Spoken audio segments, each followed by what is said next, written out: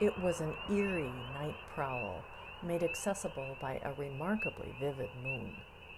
Slowly I walked alone, searching the deafening night sounds. I only needed to look up to find what I sought. I'm Wendy Bale.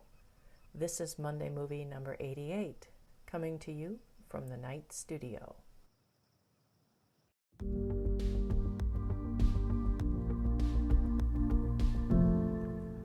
Sandhill Bill and I watched the moon rise behind Oriole Maple as we finished a late supper. That moon is calling me, I thought aloud. Red pine shadows stretched across the yard as I took a flashlight out to the pond. Unusually quiet, I could only hear spring peepers calling in the distance. For what I seek, I must go about a half-mile further afield to Conewango Creek. Here the peepers were in full swing, under a moon so bright I hardly needed the torch to find my way. Dead calm, the marshy smells of winter decay mingled with the promise of impending spring. The chorus of tiny frogs almost drowned out the haunting coyote howls. A cloudless sky gave Mars, Orion, and the Big Dipper room to dance above, but Luna was the star of the show. Her sparkling reflections were broken by burbling movement underwater. A frequent inspiration, moons have appeared in many of my drawings, oil paintings, and more recently, cut paper sculptures.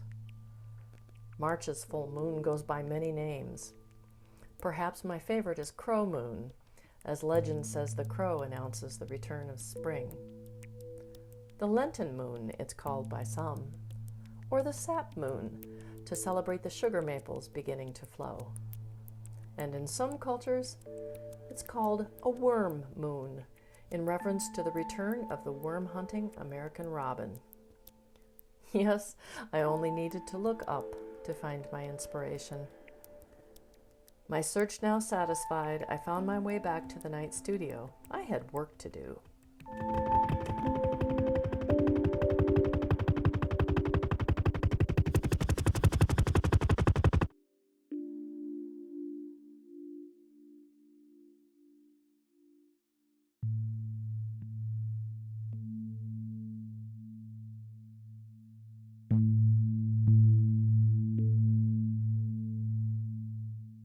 I'm Wendy Bale, a visual artist in Western New York.